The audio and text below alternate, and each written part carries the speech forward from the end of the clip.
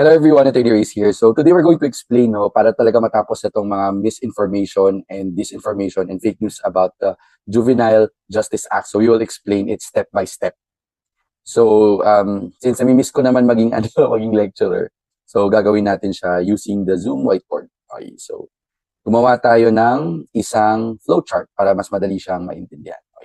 Okay, so pinakauna po natin i-determine dito is how old is the child, ilang taon po yung bata.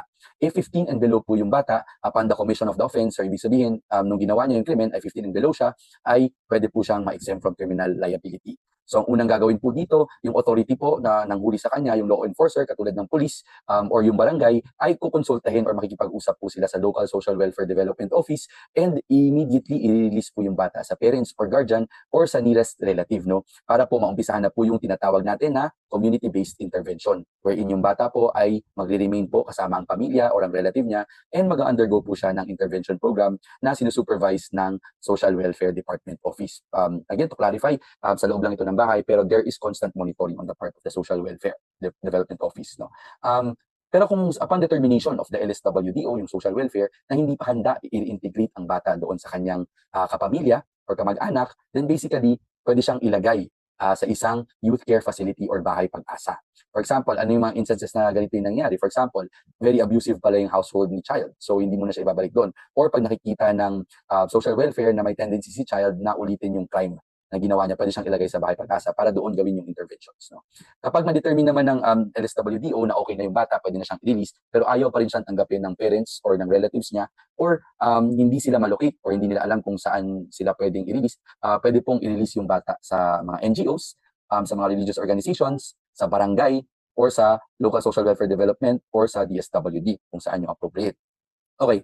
So again, the general rule is exempted talaga from criminal liability, but there are also specific circumstances or yung mga qualifications. If the child is 12 to 15 years old, tapos nakakommit siya ng mga serious crimes that are enumerated here, katulad ng murder, kidnapping, robbery with homicide, rape, carnapping, or yung illegal drugs na more than 12 years yung imprisonment, then basically, hindi po siya papauwiin.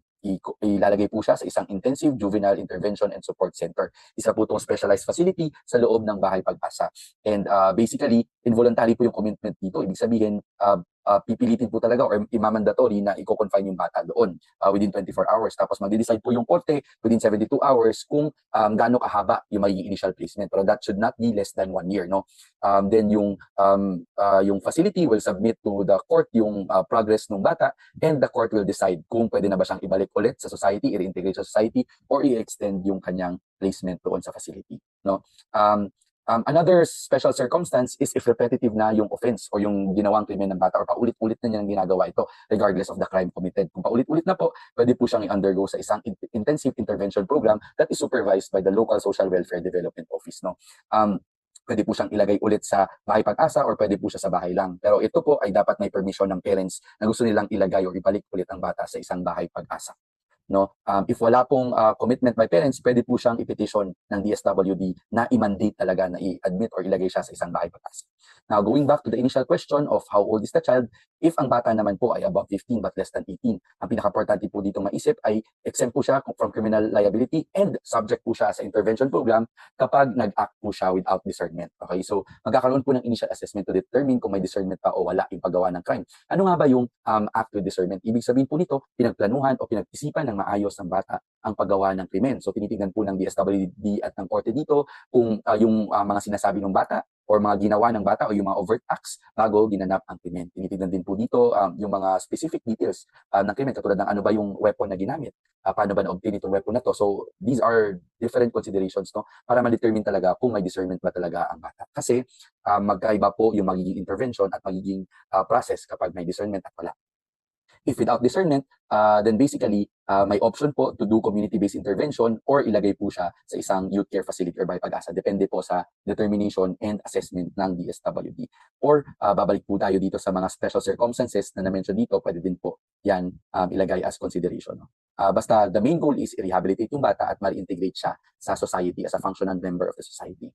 Okay, so let's go back again. So if the child acted with discernment, then proceed na po sa diversion program, no? Yung diversion program, basically, these are series of interventions and rehabilitation, again, to ensure na magiging prepared na si child na i-reintegrate sa society and at the same time, hindi niya nagagawin ulit yung mga krimen na yun. Hindi na siya babalik sa cycle of violence.